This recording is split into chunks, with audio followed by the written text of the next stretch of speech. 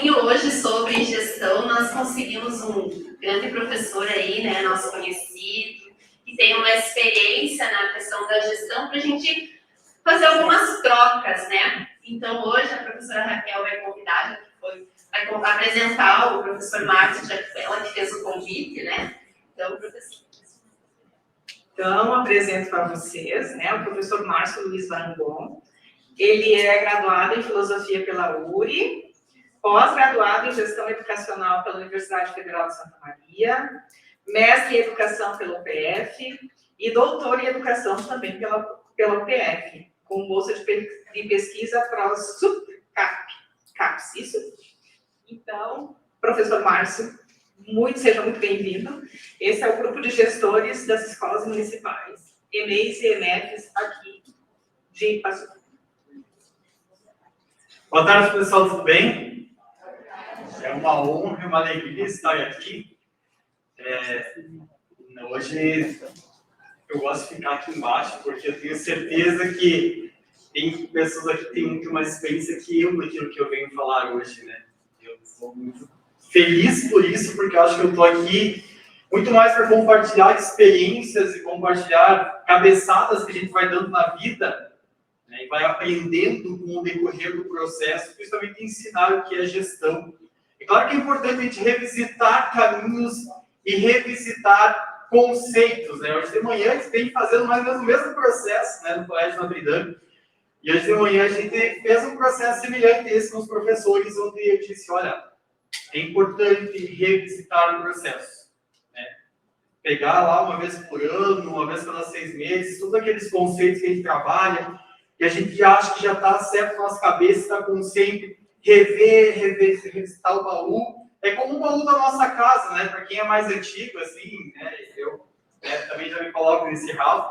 E tem aqueles baús de madeira em casa, que vai jogando tudo dentro, né? Aí lá de vez em quando tu acha, vou dar uma revisada de baú, jogar coisa fora, tu olha, meu Deus, eu tenho um negócio aqui que eu nem sabia que tinha mais, né? Nem tô precisando. Então, pedagogicamente é a mesma coisa, né? Às vezes a gente joga aqueles conceitos lá no fundo da nossa mente e acha que não precisa mais revisitar, que tá tranquilo, que tá certo, que tá ok.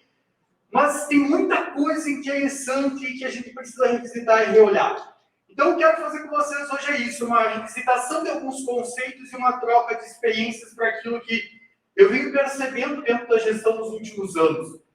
E uma coisa que eu tenho para dizer para vocês, como o papel de gestor vem mudando, modificando, tomando outros rumos nos últimos anos, né? Isso que eu venho percebendo, e aí eu tenho uma crítica construtiva, né, professor Adriano, e agora eu vou reportar o professor Adriano falava isso há um tempo atrás, ao doutorado já.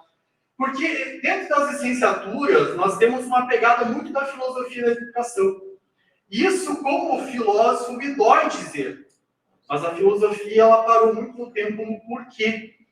E a gestão, a educação, hoje, ela está indo muito mais no quê, no como, no quando e para onde, às vezes, do que o porquê. Então, a gente está muito focado dentro do nosso nicho, dentro da nossa formação pedagógica. Às vezes, a gente fica muito estreitado num só segmento, numa forma de ver as coisas. E o nosso papel de gestor ele é muito desafiador. E aí eu tenho um mantra na minha vida, que todo lugar que eu vou, toda conversa que eu começo com essa frase. Porque a primeira vez que eu li ela, que eu bati o olho nela, é o livro do Adhemar Bogo. O Adhemar Bogo é um educador popular, ajudou a desenvolver vários processos de educação popular. E ele escreve o seguinte, não basta dizer que sabemos, é preciso saber se o que sabemos vai nos levar onde precisamos chegar. Olha que interessante. Não basta dizer que sabemos, é preciso saber se o que sabemos vai nos levar onde precisamos chegar. Então não adianta às vezes a gente dizer assim, não, mas eu já sou doutor, já sou mestre, já sei, tenho 3, 4 faculdades. A pergunta é, aquilo que você tem hoje, dá conta do desafio que você tem para resolver? Aquilo que nós já estudamos até hoje, dá conta dos problemas, das situações que a gente tem para resolver? Como diz o mentor da Apple, né? Se por 2 dias seguidos a resposta for não, é porque alguma coisa está errada na tua vida. Então, precisamos repensar. E por que eu acho que nós precisamos repensar muita coisa? Talvez não muita coisa, mas algumas coisas no processo de gestão. Eu quero sugerir 4 livros aqui para vocês que eu acho que todo o gestor precisa ter em mente. Pelo menos dar uma lida, pelo menos dar uma olhada, pelo menos dar uma visitada. Eu vou falar um pouquinho de cada um deles para entender por que eu faço esse caminho. O primeiro deles chama-se Tempos Hipermodernos de Lipovetsky, que é um livro que não é muito conhecido, talvez o autor porque é da sociologia. Na verdade, todos esses livros, menos o último, Nassim Taleb, que é recente, tem 3, 4 anos, todos os outros são dos anos 2010. E aí que é o mais instigante. Porque naquela época o Lipovetsky já dizia que nós vivemos em tempos hipermodernos. O que ele quer dizer com isso? Ele queria dizer que nós chegamos a um tempo de tamanha aceleração, de tamanha modificação, de tamanha transformação, onde ou eu sei o que está acontecendo aqui e agora, eu entendo o que está acontecendo aqui e agora, ou eu estou defasado no tempo.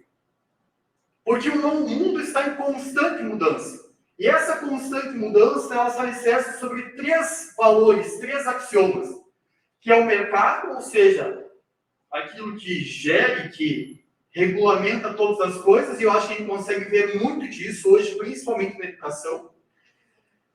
Para quem estuda, vê e costuma acompanhar, vocês devem perceber como o mercado fala muito, e o mercado está tomando conta da educação. É só você ver as grandes redes, como a Procter e várias outras. O mercado está tomando a educação, os conceitos de mercado estão tomando a educação. Hoje a gente fala em gestão de aprendizagem, gestão de tempo, tudo é voltado a essa questão do mercado. O segundo axioma, então, é a técnica, e isso é muito preocupante, porque, para quem lembra de Kant, lá no livro sobre pedagogia, o Kant diz que fazer educação é metade técnica, metade arte. Né? E a história vem nos mostrando que, ultimamente, a educação está virando 90% técnica, 10% arte. Se vocês analisarem as grandes redes, as grandes estruturas, né, os apostilados e tudo mais que a gente vem desenvolvendo, é técnica. Né? Tem muito pouco espaço para arte no dia a dia. E o último axioma é o indivíduo. E aí eu quero sugerir para vocês, não agora, é claro, mas assistam em casa no final de semana, no momento que vocês têm um tempinho, uma palestra do Karnal no final do ano, onde ele fala sobre espiritualidade e subjetividade. É fenomenal. O Karnal faz uma reflexão sobre tamanho, a profundidade que essa questão da subjetividade chegou na sociedade, que no final da palestra, tenho certeza, vão dizer, realmente o Marx tinha razão, eu deveria ter assistido isso. Assistam, é uma palestra do Karnal, está no YouTube, é muito interessante. Este livro, ele se liga a um outro livro, que é um livro que vocês já devem conhecer, né? Esse é mais conhecido, que é a Modernidade Líquida do Bauman, também é dali do tempo de 2010-2011, onde o Bauman vai desenvolver a sociedade como um espaço de tempos líquidos, de liquidez.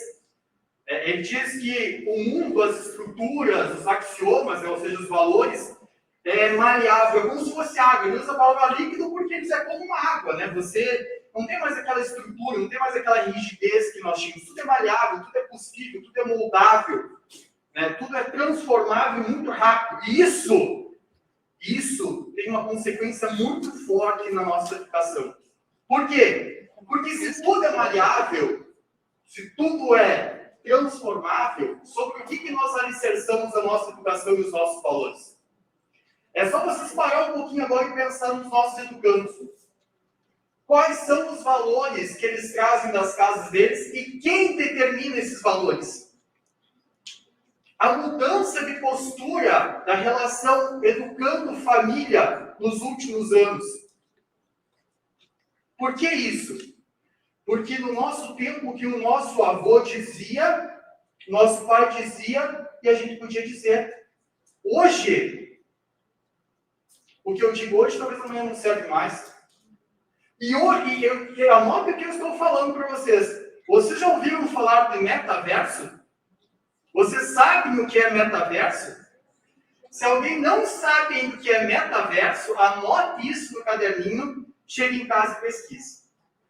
Porque nos próximos anos vocês vão ouvir falar muito desse tal de metaverso.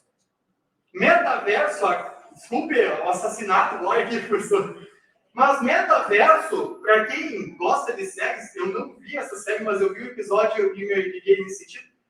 Tem uma série da Netflix, chama-se Westworld, acho que é da Netflix, ou da HBO, que ela surgiu no retrasado, acho que 3, 4 anos aí, onde eles falavam, a série fala de um mundo, de uma indústria que constrói um mundo à parte, você aluga um robô, um personagem, e eles transmitem a tua mente para dentro desse personagem, tu possa viver no mundo à parte. Você escolhe o personagem que você quer ser.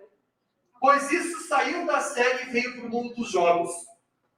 Hoje em dia tem vários jogos onde o indivíduo entra, ele cria uma conta, e nessa conta, nesse mundo, nesse jogo, ele é uma outra pessoa.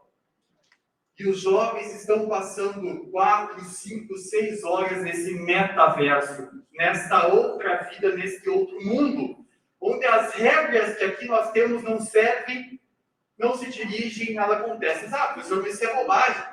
Se vocês acham que isso é bobagem, entre em algum site de mercado e pesquise quanto a Nike ganhou no último ano vendendo tênis fictício no metaverso. Quanto a Coach ganhou vendendo roupa fictícia no metaverso.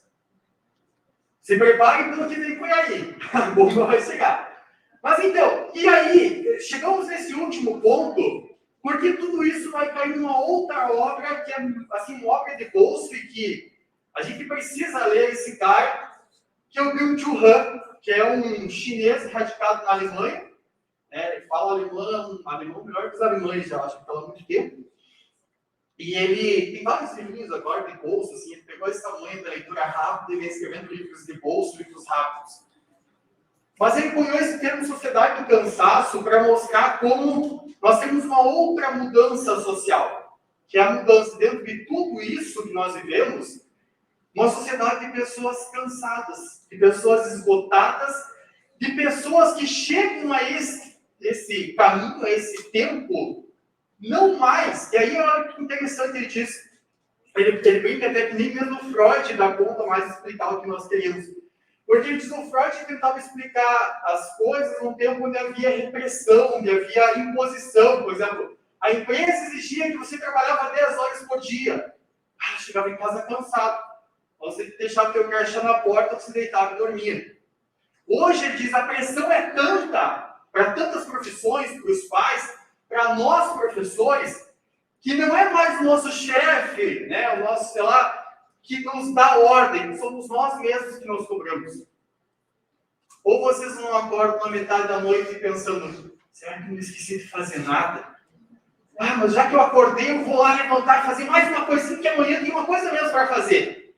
Aí no outro dia tu acorda e tu faz mais uma, porque tu fez uma ontem de noite e madrugada, sobre o tempo tu faz de novo. Então, nós mesmos passamos a nos vigiar, nós mesmos passamos a nos botar pressão, nós mesmos passamos a nos cobrar e nós mesmos passamos a nos chamar de fracassados. Aí você dizer, professor, mas isso aí é uma geração que já está passando. Está? Alguém lembra daquele bafafá que deu nos Estados Unidos no passado, aquela empresa que trabalhava com bolsa e valores, que os funcionários estavam dormindo de 3 a 5 horas por dia e tinham que trabalhar o restante do dia para dar conta do trabalho? Pessoas de 18, 19 anos eram escravos? Tecnicamente não, porque eles faziam porque queriam. Mas se eles não fizessem, eles perdiam emprego. Esta é uma geração que nós vamos formar. Professor, mas isso aí também é passageiro, também é? Olha outro boom do momento, criptomoeda.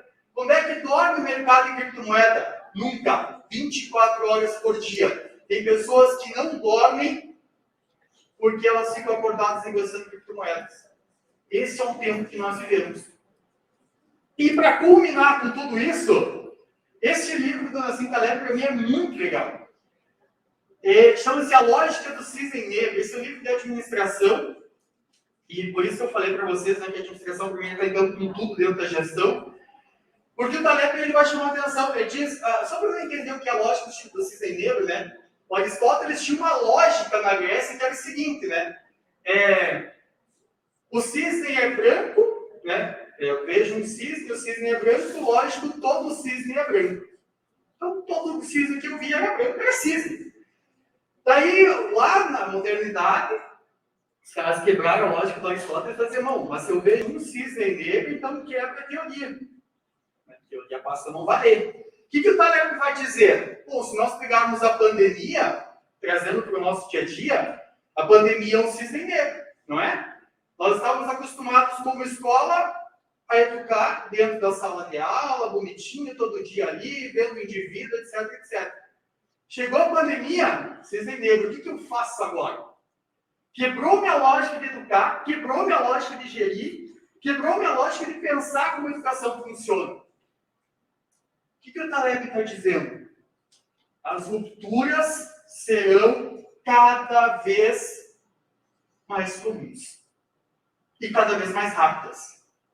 Então, se nós estamos pensando que nós vamos sentar na nossa cadeira e as coisas vão voltar ao normal e beleza, esqueça. Por isso, eu retomo a frase anterior. Não basta dizer que sabemos. É preciso saber se o que sabemos vai nos levar onde queremos chegar. E se isso nos prepara para aquilo que está por vir, que a gente não sabe o que é. Bom, qual é o grande problema disso tudo?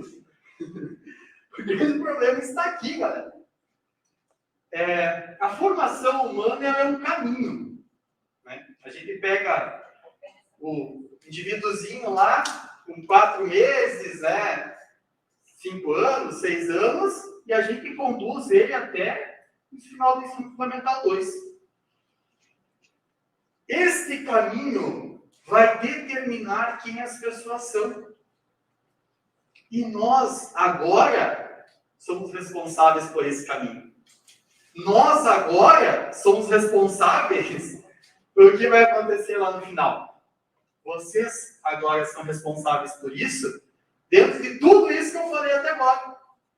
De tempos incertos, líquidos, com rupturas cada vez mais rápidas e frequentes. E como é que a gente dá conta de tudo isso? Olha que interessante. Eu lembro, quando em Constantina, foi minha primeira experiência de gestão. Quando a prefeitura me chamou para trabalhar na gestão, eu disse, pai, legal, eu quero sim. Aí eu cheguei em casa e disse, meu Deus, o que eu fiz da minha vida? O que é gerir? Gerir o quê? O que eu vou fazer? E aí eu cheguei na escola, no outro dia, olhei para aquela escola assim, não sabia nem quantas salas de aula a escola tinha, que eram as crianças. Eu imagino que, claro, muitos de vocês são gestores há muito tempo, mas alguns de vocês estão chegando agora, que o processo de gestão deve estar assim, nesse mesmo processo. Mas isso é muito legal. Eu acho que todo dia e todo ano a gente deveria se sentir assim. Porque todo ano os desafios são diferentes. E o caminho é diferente. Então eu faço aqui 5 perguntas. Quando a gente fala no processo de formação humana. De onde nós saímos? Que pedra nós vamos carregar? Onde é que nós queremos chegar? Que experiência nós queremos produzir dentro das nossas escolas? Que experiências nós vamos produzir dentro das nossas escolas? E a última pergunta, ela tem que ser muito latente para nós, embora a gente não queira fazer ela às vezes. Quais as consequências de nossas ações ou omissões? Porque, pessoal, desculpa falar, mas eu sempre digo que ser professor, ser educador e ser gestor mais ainda, traz um ônus e um bônus. E eu vivi isso muito na pele e eu imagino que vocês vivam isso na pele também. Você tem o ônus de ver, no condomínio que eu moro agora, eu tenho o ônus de ver um ex-aluno meu, de Constantino, inclusive, de um bairro muito complicado, que é técnico de enfermagem, é casado, está lá com família. Um dia do nada, assim, parou um carro na minha frente, ele abriu a janela e disse, professor Márcio! Eu disse, ué, não lembra de mim? Eu disse, claro que sim. Ai, que legal. Não vou lembrar. Aí, fulano, que legal, né? Deve ter sido o cara que conversou. Isso é o ônus de qualquer educador, de qualquer gestor. Agora, Tem um cara aqui que um dia me mostrou o que é o ônus de ser gestor. O Leocir trabalhava num instituto, né, Leocir? E um dia ele falou, não me lembro disso, eu comecei brincando comigo. Mas tem um cara, um menino lá que eu educo e deve ser teu aluno, brinca, ele falou brincando. Disse quem, ele é assim, assim, assim. Ele disse, foi meu aluno mesmo. E aí eu fui para casa aquele dia, eu pensando, cara, por que eu não fiz nada a mais por esse campo? Se ele está lá hoje, ele passou por mim. Por 5 anos ele passou pela minha escola. Será que eu não podia fazer um pouquinho mais por ele? Para evitar que ele chegasse até ali? Então nós carregamos um dom e a maldição. E esse dom e essa maldição está intrinsecamente ligado às nossas escolhas de fazer ou omitir. Então aqui entra para mim a primeira relação. O que é o papel do gestor? Por que isso está intrinsecamente ligado conosco?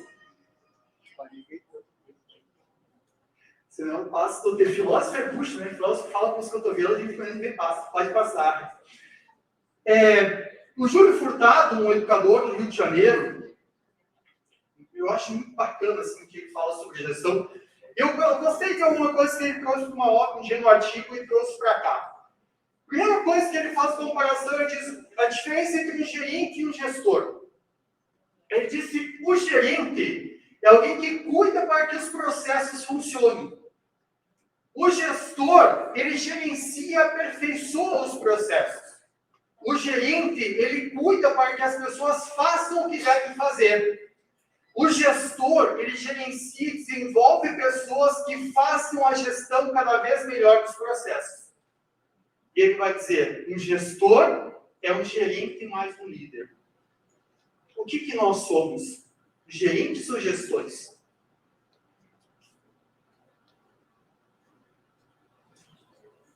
No final eu vou trazer um vídeo de uma fala do Cortella, que ele conta, Cortella, para quem não sabe, ele foi muito tempo em São Paulo, co-gestor junto com o Paulo Freire.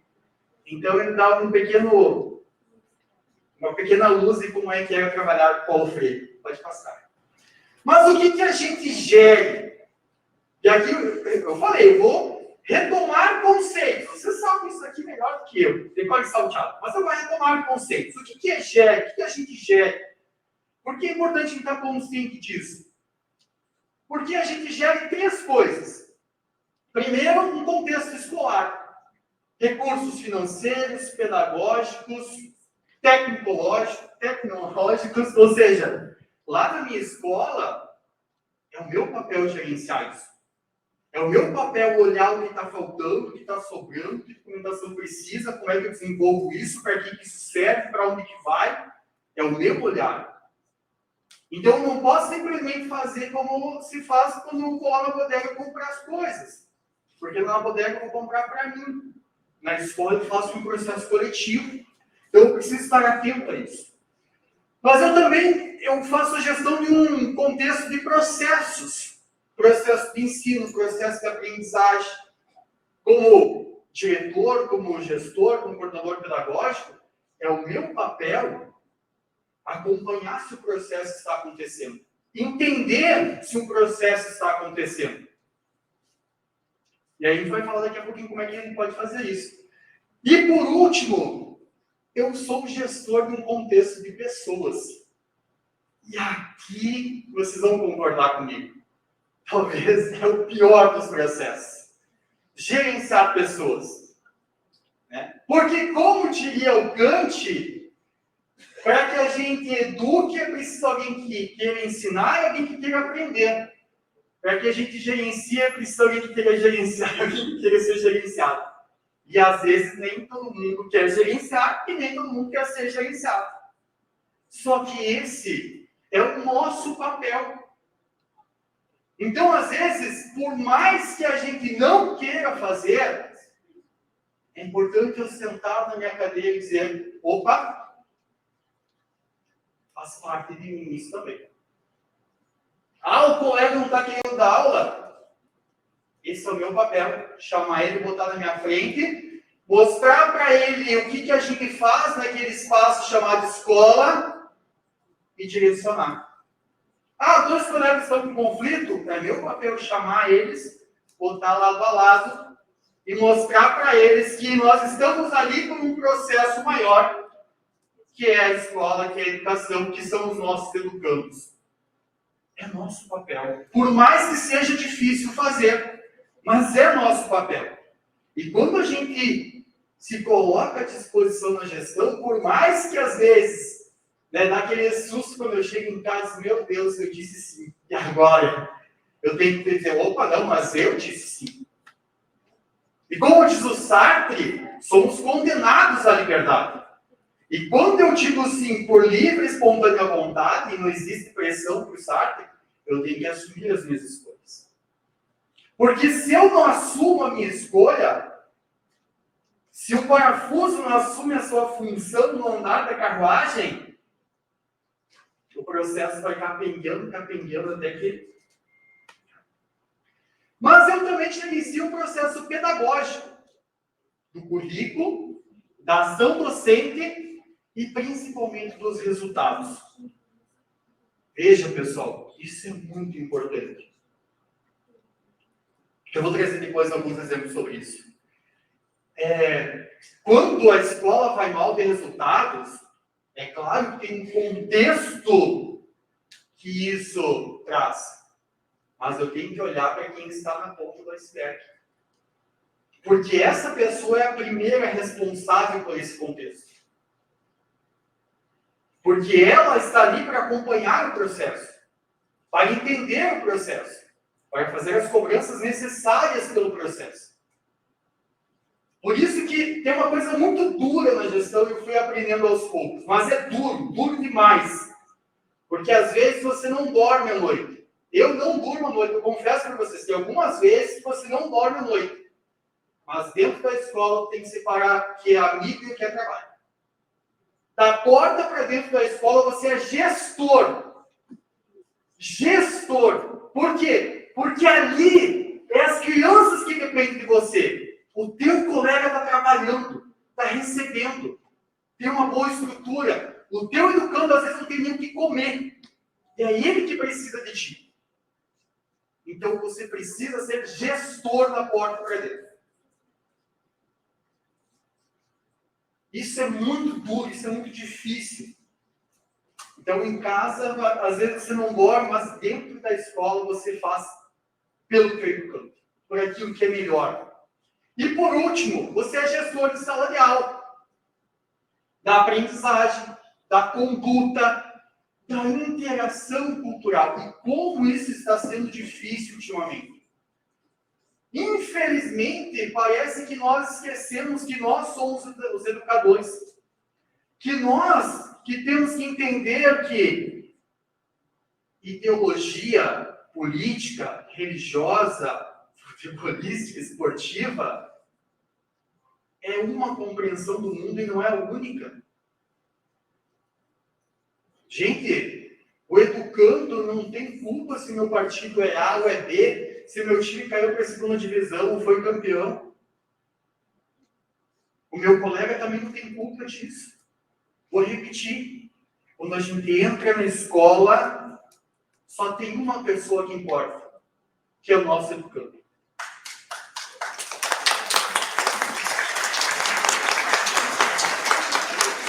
Eu sei que é duro pensar isso. Eu sei que é duro porque faz você abrir mão, às vezes, das tuas ideologias, daquilo que te diz quem você é. Mas é isso que é ser gestor. É como um maestro. Né? O maestro, ele pode, às vezes, querer tocar o piano só da forma dele. Mas ele tem que entender também que a música é muito maior do que isso. E nós precisamos entender, às vezes, que a escola é muito maior que as nossas ideologias. E tudo isso daqui, pode passar. Tudo isso daqui, para lembrar, é porque vai incidir nessa relação. Onde é que a formação vai chegar? Que meios que eu vou utilizar para fazer acontecer? Como eu vou utilizar O que vai ser desenvolvido nisso? Quando eu vou utilizar isso? Que experiências que ela vai produzir? É aqui que vai incidir essas minhas decisões, esses meus núcleos de gestão.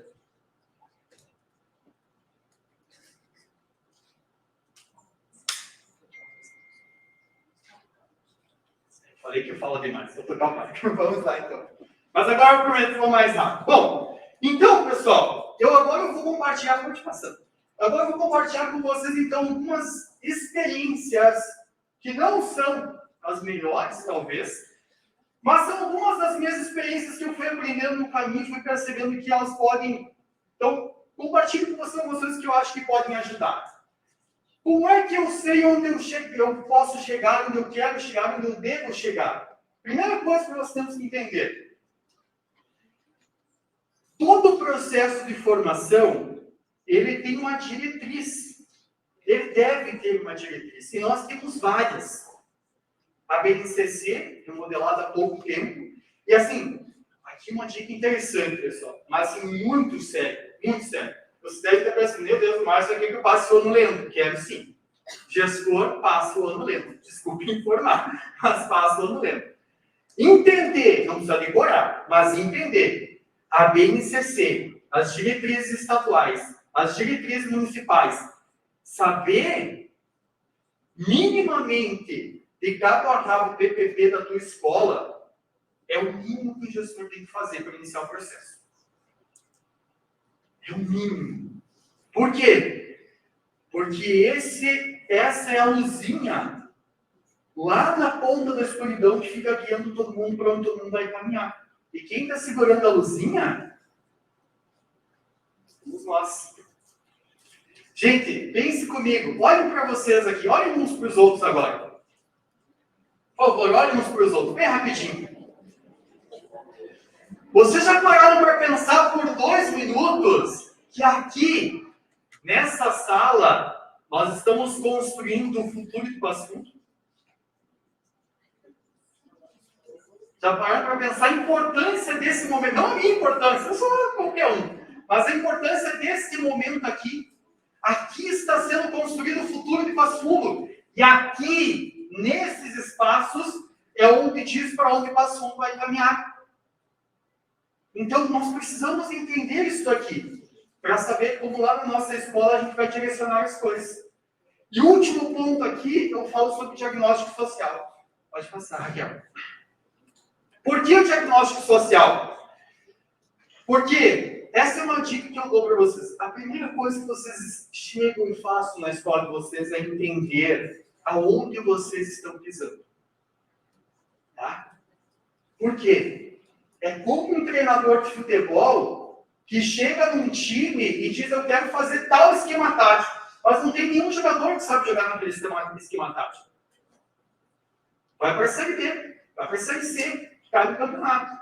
Então eu preciso, além das diretrizes, entender um pouquinho quem são os educandos que eu tenho, suas características e relações com a sociedade, aquilo que compõe a realidade deles e a nossa. Isso também é importante. A nossa realidade também. As expectativas que os educandos e suas famílias têm do que nós temos em mão de estrutura e do que nós precisamos. Porque às vezes, gente, e aqui eu vou trazer um exemplo, claro que esse é um exemplo muito fora da curva, tá? Mas Constantina teve um ano onde a gente percebeu que ou a gente mudava a escola de lugar, ou a gente não ia transformar ninguém. Nós tínhamos a possibilidade de fazer isso, é claro, e fizemos. E a transformação foi visível em 2 anos. Mas isso só foi possível quando... E aí foi uma prática que a gente fez um dia. Eu achei fantástico que a diretoria fez. Paramos a aula no meio da manhã, guardamos a mochila dos educandos. Fulano, onde é que tu mora? Ah, moro aqui, vamos lá. Todos os professores desceram rua fora e caminhamos pelas ruas onde os educandos moravam. Para conhecer. Uns nós pisávamos, não dava nem para entrar, porque o esgoto corria na frente da casa. Os outros a gente não conseguia entrar na casa, porque entre o fogão e os cachorros, os outros 5 irmãos que ele tinha, não cabia mais ninguém. Mas foi olhando isso que a gente voltou para a escola no outro dia com outro olhar. entendendo onde é que nós estávamos pisando. Se a gente, como gestor, não se envolver no processo, não entender onde é que nós estamos pisando, nós não avançamos. Então, ganhem tempo entendendo onde vocês estão pisando. Isso é fundamental. E aí, vocês vão perceber também algumas coisas. Que, às vezes, as expectativas das famílias e as de vocês são totalmente opostas. E é preciso encontrar o meio do caminho. Porque, às vezes, tu chega num lugar querendo ensinar para eles se tornar médicos, mas o máximo que eles querem ser youtuber. Jogador de futebol. Então, é preciso você fazer, além do teu trabalho pedagógico, um importante trabalho de formação, de exposição, de acompanhamento, de informação de por que você está tomando outro caminho. Senão, você não convence do processo. E se as pessoas não te acompanham no processo, a chance do processo de errado é muito grande. Essa é uma dica, assim, que eu dou de coração para vocês, porque eu já vivi isso na pele. É preciso conhecer, é preciso sintonizar com o espaço onde a gente está. Bom, como é que eu chego, então, nesse caminho que eu vou traçar? Porque é isso que eu estou dizendo, assim, ó, eu vou olhar e eu vou dizer, opa, eu estou aqui, o que tem à minha volta é isso, então eu tenho que chegar lá. Onde é que é esse lá e como é que eu chego? Esse livro do Andrew Grove, chama-se Gestão de Alta Performance, é um livro que eu indico, assim, para uma leitura corriqueira de gestão. Para quem nunca ouviu falar dele, Andrew Grove foi o cara que deu o pontapé inicial, desenvolveu e chamou e botou no patamar uma pequena empresa chamada Intel. Só isso. Então, esse cara ele desenvolve nesse livro, Gestão de Alta Performance, algumas dicas de que ele faz como gestor para que o processo sendo gerenciado dê certo. Muito interessante, muito gostoso de ler. Ele diz, olha só, olha o processo, o modelo de planejamento da Intel. Demanda do ambiente, situação atual e o que fazer para preencher ela tudo. Tem coisa mais simples que isso? Simples. Só que demanda domínio de cada uma das partes. Estudo, olhar, relação com o que está à volta e trazendo para isso. Como talvez a gente não tenha todo esse domínio que o Grove tem, eu sugiro um outro modelo de gestão, de planejamento, que para mim é muito bom, que é o 5W2H. Por que esse modelo de gestão é muito importante, pessoal?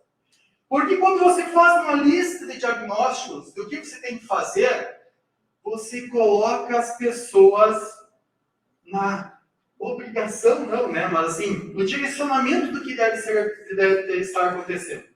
Por exemplo, eu preciso trocar o cadeado do portão da frente. Tá? O quê? Por quê? Porque muita gente já tem a chave. Então, onde é que é? É lá no lado direito da rua tal. Quando que vai ser feito? Quem vai ser feito? Quem vai fazer? Porque se eu só digo, pessoal, precisa trocar o cadeado do portão. Beleza. Sabe, assim, tem umas coisas muito engraçadas no futebol, né? O Renato gosta de um cara muito folclórico. Mas um dia eu dei muita risada numa entrevista dele, porque todo mundo disse que ele não tem tática. Eu também acho que ele não tem.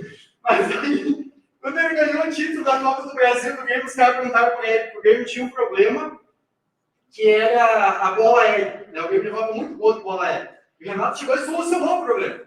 Aí o cara, o repórter perguntou para ele, esperando que ele dava uma explicação tática, né? Renato, como é que tu solucionou o problema da bola aérea do Grêmio? Eu simplesmente disse assim, ó, cada um pega um dentro da área. E o cara ficou olhando para ele assim, e disse, não, porque se alguém falhar, depois eu sei quem cobrar. Olha que coisa simples. Solucionou o problema. Quer dizer, eu coloco já no andamento, porque se falhar o processo, eu sei quem cobrar. Eu sei quem vai fazer, e eu sei como avaliar o resultado. E eu já sei como isso vai ser feito e quanto isso vai custar. Então, se eu chegar na minha escola, fazer uma lista de problemas, de situações, de necessidades, e jogar no planejamento, eu posso até chegar, depois de feito todo o processo de gestão, se tem uma dúvida, eu posso chegar para o Adriano, posso chegar para você e dizer, olha pessoal, tem uma dúvida aqui. Opa, não, mas aqui eu sei exatamente onde é que está. Fica mais fácil do que a gente simplesmente dizer, tem um problema lá. Tá lá o problema. Não há como resolver. Tá? E como saber se chegou? Esse é um ponto imprescindível, pessoal. Depois do planejamento, uma das coisas fundamentais do gestor é revisitar para ver o que aconteceu e o que não aconteceu. Não façam planejamento e deixem por isso, porque senão os problemas se repetem ano a ano. Revisitar. Lembra do Renato? Eu sei de quem cobrar. Se você faz o diagnóstico, se você faz o planejamento, se a cobrança não acontece, no outro problema vai ser maior. Porque aquele não vai fazer e o outro que sabe que não vai dar nada, também não vai fazer. E aí você vai ter 2 problemas, ou 3. Então, tomem cuidado com isso. Aqui vem uma questão bem importante, pessoal. Quando vocês colocam as metas a cumprir, o quem, como, etc., já definam quando e como essa ação vai ser avaliada. Eu preciso melhorar a saída da sala de aula até merenda e retorno. Quem vai cuidar disso? A Patrícia vai cuidar disso. Bom, mês que vem, então, vou me reunir com a Patrícia às 2h da tarde. Eu e a Patrícia vamos sentar e vamos avaliar se isso deu certo ou não. Se eu deixar, a Patrícia não vai cuidar, o outro não vai cuidar, ninguém mais vai cuidar. Porque não tem nada mesmo. Então, elaborem o processo e vejam em algum momento, definam data e como vai ser avaliado para saber como isso vai ser cobrado. O segundo ponto, use os instrumentos adequados de avaliação. Tá? Não é simplesmente, deixa o bilhete, pede para deixar o bilhete para mim lá para dizer como é que foi. O André Grove vai dizer muito claro isso. Gestor tem que ter conversa olho no olho. Olho no olho. Não é gritar do outro lado da rua, fulano de tal, amanhã não. Senta aqui no querido, olho no olho. Vamos começar a aguentar o processo. Gestor tem que fazer conversa olho no olho. Senão, não funciona. Conversa por pares, o André Grove vai dizer. Olho no olho. Tá? Porque no olho eu consigo dar o feedback. Bem, agora eu vou trazer alguns desafios que eu acho muito importantes. Nós temos mais uns 10 minutinhos. Perfeito. Alguns desafios, pessoal, que eu acho que é só para dar uma chacoalhadinha assim, no nosso dia a dia, né? Mas a gente precisa entender algumas coisas quando a gente fala sobre gestão. A primeira delas é que, essa eu aprendi num professor na faculdade, eu dei muita risada com esse texto. Mesmo em uma democracia, alguém precisa decidir. A escola é democrática, a gestão é democrática. Mas em algum momento alguém vai decidir, e esse alguém é vocês. Lembre-se disso. Porque se não decidir, o bicho pega. Se não decidir, você perde a mão.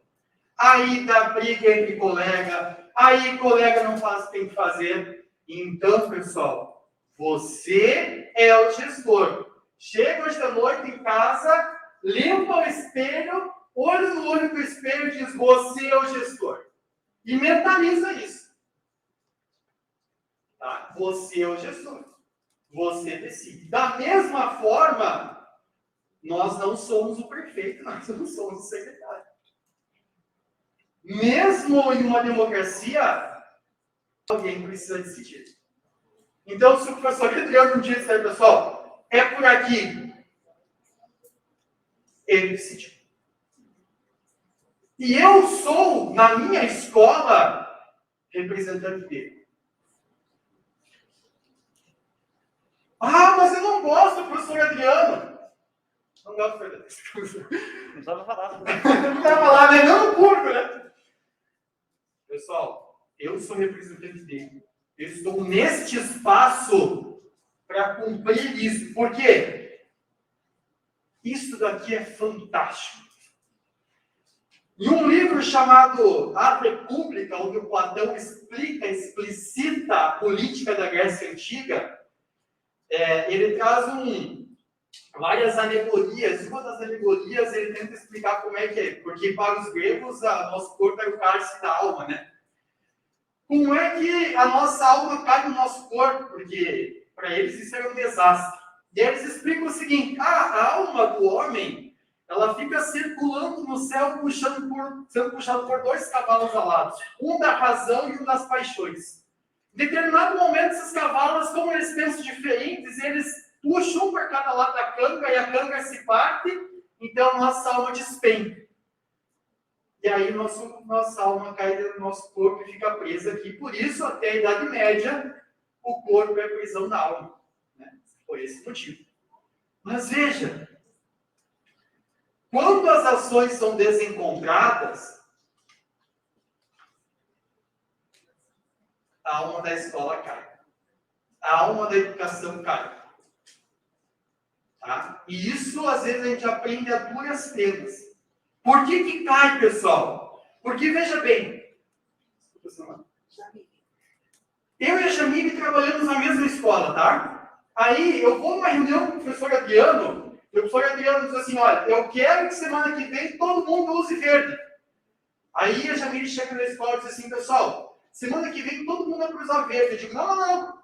Eu vou lá por trás do meu pai e diz: não, usa cinza, usa vermelho, não, usa qualquer cor. Ficar dando bola ali por aquela decisão. Legal, né? Todo dia vai vir um de vermelho, Deus um de verde. Bacana. Na próxima decisão que vier para mim, e eu vou dizer: opa, isso aqui tem que acontecer. Aí o fulano para quem eu cheguei e disse: não precisa seguir a regra, vai dizer assim: ué, mas tu não me disse outra vez que não precisava seguir a regra? E aí, meu querido, você não governa mais. Tá? Então, assim, uma dica valiosa é essa. Converse, dialogue entre gestores. Informações para professores, um canal só, uma informação só, da maneira mais fidedigna possível. Tá? Possível. Isso a gente aprende a duras penas. Depois que você perde a mão na escola, para você pegar as rédeas de volta, é difícil. E, desculpe aqui falar, senhor. Eu sei que isso não vai acontecer aqui, tá? Mas talvez já tenha acontecido, você já tenha aprendido. Não venha com aquele papo assim de: tô aqui só por um pouco tempo. Porque o dia que você precisar que dê conta de um problema, a pessoa que vai estar no comando pode dizer a mesma coisa para ti, e você vai dizer: como assim? Vai dizer: mas é o que você dizia. Você está aqui só por passagem, só por um pouco tempo. Nossa, mas vou chegar num outro ponto depois. Terceira dica que eu digo: formar, formar e formar. O Fred Kaufman, que é um dos bambambam da administração, ele tem uma teoria muito interessante. Ele vai dizer: nenhuma empresa, nenhum espaço que você vai gerenciar, as pessoas estão prontas para o que você quer. Não existe isso. Você precisa lapidar as pessoas, você precisa formar, informar, você precisa transformar para que elas façam aquilo que você quer fazer. Então, formar, formar e formar. E aí tem uma dica muito interessante aqui do Andrew Grove: reunião. Quando eu li esse livro, eu tinha vontade de dar com ele na minha cabeça. Assim. Olha a primeira coisa que ele diz nesse livro: nós também estamos recebendo para fazer reunião. Nós estamos recebendo para fazer isso aqui hoje também. Eu não gosto, é chato. Mas ele está ganhando para fazer, então vem e faz valer a pena. Só que reunião, o Grove vai dizer, é uma ferramenta fantástica se você souber utilizar ela. Então, faça reunião de formação, faça reunião de informação, faça reunião de direcionamento, faça reunião de leitura. Traga o grupo contigo, abraça o grupo, faça o grupo estar presente, se sentir presente do processo, se sentir parte do processo, ouça o grupo. E aqui vem o penúltimo ponto, que o Andrew Grove fala muito também, tá? É importante encontrar uma justa medida entre comunicar e ouvir. Tá bom? É muito importante saber ouvir. Por isso eu vou repetir várias vezes a ideia da conversa olho no olho. Saber ouvir como os nossos professores, as nossas famílias, os nossos educandos estão vendo, sentindo o processo. E ele vai dizer mais ainda, que isso é uma coisa que às vezes a gente tem dificuldade de entender. Nem sempre o espaço que concorda com tudo é o melhor espaço de trabalho. Nem sempre. Por quê? Porque às vezes o espaço que concorda contigo com tudo pode estar concordando com os erros também. Então é importante ouvir as pessoas que contrapõem a tua ideia. Isso quem diz não sou eu provo. Né? Então assim, olha, eu retomo aqui, né? Transmitir informação de maneira fidedigna, construir canais rápidos e fáceis de comunicação também auxilia no processo. Comunicação constante. Comunicação. Que também não adianta eu chegar lá e jogar uma hora, que assim, ó, eu vou falar para vocês uma coisa que eu odiava como professor. Eu tinha uma coordenadora pedagógica que ela não dava informação. Mas só para você saber, a minha coordenadora, só que legal, isso é muito bacana. Mas eu tinha uma coordenadora em Constantino que ela não dava recado, ela imprimia os papéis que ela queria passar para a gente e colocava no mural. Aí, às vezes, tu passava correndo, você não via. Aí, depois que cobrava do que fazer. Não faça isso. Tá? A informação tem que ser, assim, muito bem passada para não ver controvérsia depois. E aqui que eu queria compartilhar com vocês. Mais do que gerenciar, liderar, a gente tem que exemplificar. Se eu quero que o meu professor chegue no horário, eu tenho que estar no horário. Se eu quero que o professor use uniforme, eu tenho que usar o uniforme. Se eu quero que o meu professor leve a sério o processo, eu tenho que levar o processo. Não espere que os outros façam o que vocês não fazem. Não espere isso. Não espere. Não vai dar certo. Não vai dar. Vamos só compartilhar rapidinho para eu falar um minuto. Eu fui secretário de Educação na cidade de São Paulo, logo depois do educador Paulo Freire. Paulo Freire foi secretário durante 2 anos, e eu era o secretário adjunto. Quando Paulo Freire foi de 2 anos, fez o que ele disse que faria, que era ir para outras atividades, viajar mais, ele já estava mais idoso, eu fiquei no lugar dele como secretário. Mas quando Paulo Freire era o secretário, eu era o adjunto. Isso significa que Paulo Freire era meu chefe, mas ele era, acima de tudo, meu líder.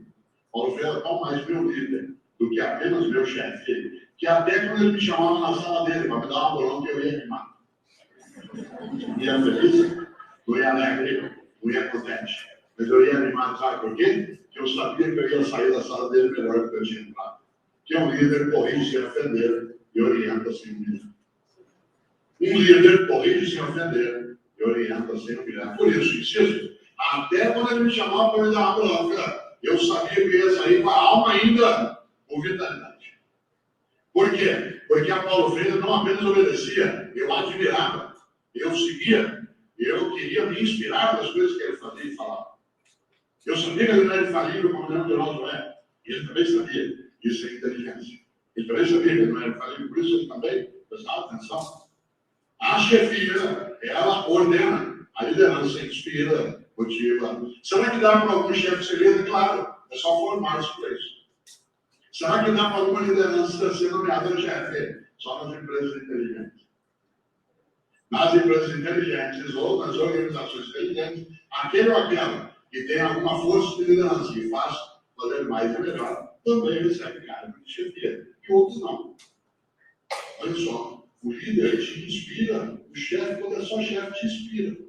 Se eu sou teu chefe, mesmo teu líder, chamo eu na minha sala, alguém chega para você e fala só, o guarda-ela está te chamando. Aí você vai até a minha sala, bate na porta. Eu falo, entra. Você entra, eu falo alguma coisa, na hora que você sai, você fecha a porta. Se der, você faz assim.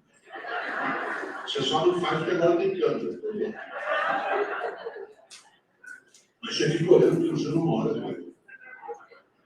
Você põe aquela frase de para-choque de caminhão que lá no Paraná, na subida você me aperta, a descida não dá certo.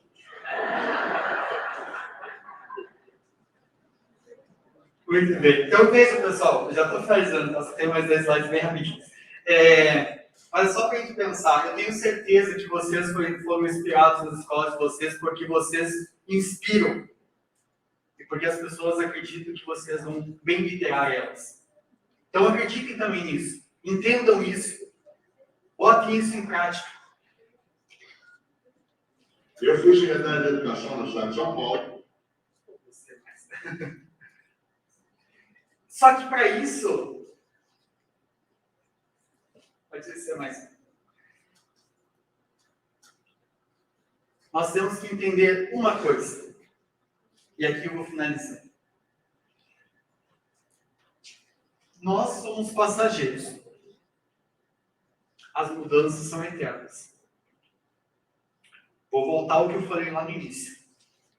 Aquilo que o Leocir me ensinou com muito amor no coração, e nem ele sabe que eu havia me ensinado, talvez.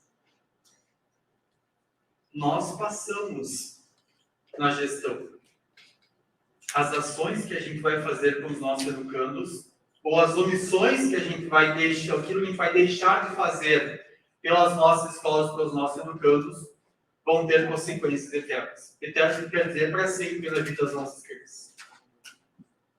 Porque da mesma forma que você pode encontrar um aluno teu, ex-aluno teu, e ele para o carro na tua frente, fica achando que a pessoa vai te bater, e ela te agradece, essa mesma pessoa pode parar o carro daquele jeito e assaltar.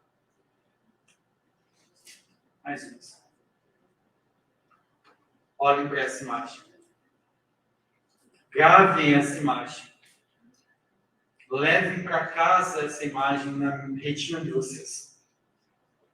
Isso daqui é muito sério. Vou repetir. Nós não estamos aqui por uma ideologia, nós não estamos aqui por uma vontade, nós estamos aqui por um propósito maior, que são os nossos educandos. Então,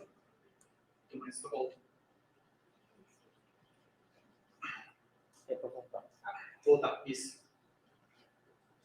O que a gente vai carregar e o que a gente vai consertar? Professores ruins, estrutura deteriorada, famílias distantes, projetos defasados. O que a gente vai carregar achando que não é comigo? Vou terminar com uma historinha que eu gosto muito. Diz que uma vez um mestre e um discípulo caminhavam para um lugar ermo e lá no meio do nada encontraram uma casinha muito simples. Já anoitecia, eles pararam para pedir pouso, pediram um pouso, pararam lá, jantaram. À noite se reuniu todo mundo ao redor da mesa e o mestre pediu para o dono da casa: escuta, como é que vocês sobrevivem aqui, um lugar tão distante, tudo tão simples? E o senhor da casa: nossa, tudo tão difícil. A gente tem uma vaquinha ali, eu tiro um leitinho, faz um queijinho, vai lá, vende, compra o que sobra, a gente planta uma coisinha ou outra. E assim a gente vai passando. É assim, a vida é assim, não tem o que fazer. Pernoitado, de manhã bem cedinho, o mestre se despede do dono da casa, sai, fala para o discípulo: pega a vaca. E o discípulo diz: meu Deus, mas como assim a vaca? Ele só tem a vaca. E o mestre não falou mais nada. Mestre é mestre. O discípulo pega a vaca e vai remoendo aquilo. Dando mais um pouco, tem um penhasco. O mestre diz para o discípulo: joga a vaca aí. O discípulo diz: tá maluco? Os caras só têm a vaca para viver. O mestre segue, o discípulo dá uma olhada. 1000 remorsos no coração e joga a vaca morro abaixo. Continua a jornada, anos depois o mestre morre. O que o discípulo faz? Primeira coisa: eu preciso lá ajudar aquela família. Preciso resolver a situação.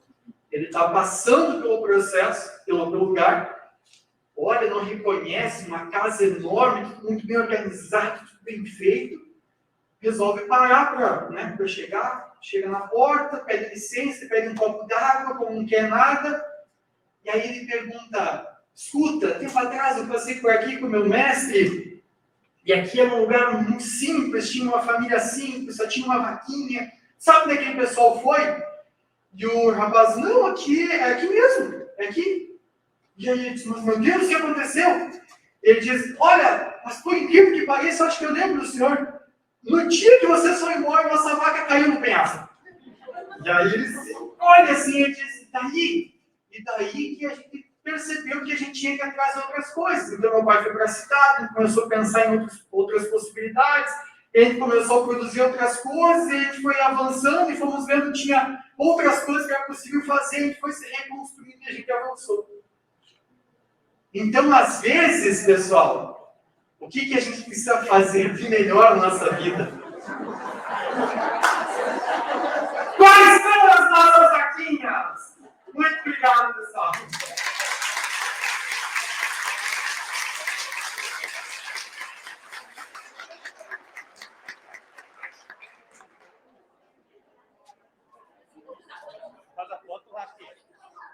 Então, Márcio, dizer assim que você atendeu bem o nosso propósito de hoje, né? Que era dar essa, como é que eu vou dizer assim, essa cutucada em todos nós, né? Mexer conosco no que a gente precisa, no caso de vaquinha, a gente precisa se desfazer, né? Para avançar de verdade e ainda mais. Então, agradecer a tua disponibilidade, a tua atenção. Quando você trouxe ali os documentos importantes, eu gostaria de acrescentar também para nós, enquanto rede municipal, o nosso regimento escolar, que contempla muito do que a gente precisa lá na nossa escola. Dizer o quanto é importante essa questão que você trouxe sobre a comunicação, né? Porque às vezes estamos numa reunião aqui mesmo, surge um assunto para discutir, daqui a pouco a gente já, no intuito de querer já ir passando, às vezes, para o nosso professor, já passa uma mensagem no meio da reunião, que daqui a pouco não é o que ficou, e já gera toda uma confusão para a escola. Então, a importância de a gente também receber as nossas informações, digerir, né? Pensar, discutir com o nosso grupo lá na escola, para posteriormente comunicar aquilo que realmente é, a partir do nosso verdadeiro entendimento também, né? Porque às vezes a gente faz aquela leitura dinâmica que passa os olhos e acaba não entendendo realmente o que está ali, precisa às vezes retomar. Então, a importância da gente focar muito nessa questão da comunicação esse ano também, né? Então, dizer assim, que você veio ao encontro de tudo que estávamos esperando, e que iniciamos muito bem o nosso primeiro encontro. Acho que merece mais uma salva de palmas, né? E o chocolate, que é pouco, né? Por tudo que você acrescentou. Ó, foto aqui, ó. Pessoal, só agradecer, assim, como eu disse lá no início, né? Eu aqui olhando aqui, meu Deus, a Janus, eu dei o pessoal que, meu Deus, que foi meu gestor, né? O pessoal que foi meu colega, ele Trabalhou com Deus. Eu sou meu gestor, meu diretor, então, assim, é um orgulho poder estar aqui, assim, com toda a humildade, né? Como eu disse, não é nada que seja fantástico, assim, mas eu acho que eu fiquei muito feliz de também poder contribuir, porque isso é uma questão muito legal, né? Às vezes a gente esconde as nossas vaquinhas, né? A gente esconde os nossos problemas, e é tão legal que a gente pode contar isso, porque a gente aprende muito mais vezes com os nossos erros que com os nossos acertos, né? E assim, se tem uma coisa que eu quero que vocês levem para casa mesmo, de verdade, vou repetir com atenção mesmo, pessoal. Lembrem por quem a gente faz isso. Lembrem sempre por quem a gente faz isso.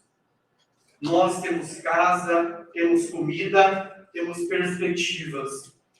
Tem pessoas que estão sobre os nossos pés nesse momento, sobre os nossos olhares, que não tem nada. Tudo que eles têm são vocês. Então leve isso no coração, que vocês vão fazer diferença para muita gente. Só para trazer mais uma coisa, tá? Do que o Márcio falou de visitar as famílias, eu me lembrei de uma situação que a Márcia, tá aí a Márcia lá do Sebastião Rocha, que nós tínhamos por prática na escola, né, Márcia? Na primeira semana da escola, lá no Valinhos, nós íamos, dávamos aula até às 10 e acompanhávamos cada dia uma professora, os seus alunos até a casa para conhecer a realidade deles. E chegava, às vezes tinha aquela vozinha, que a gente viu várias vezes, né? Um osso no fogo, pensando no que ela ia fazer para poder alimentar os netos que ela criava sozinha. Então, assim, ó, e aí a gente mudava todo o nosso olhar na sala de aula com aquela criança, porque a gente acabava até conversando e dizia, ele é gente, pelo tudo que ele vive. Então, trouxe muito um fator que a gente sabe que muitas das nossas crianças vivem. Obrigada, Márcia. Obrigado, pessoal. Ótimo ano para todo mundo.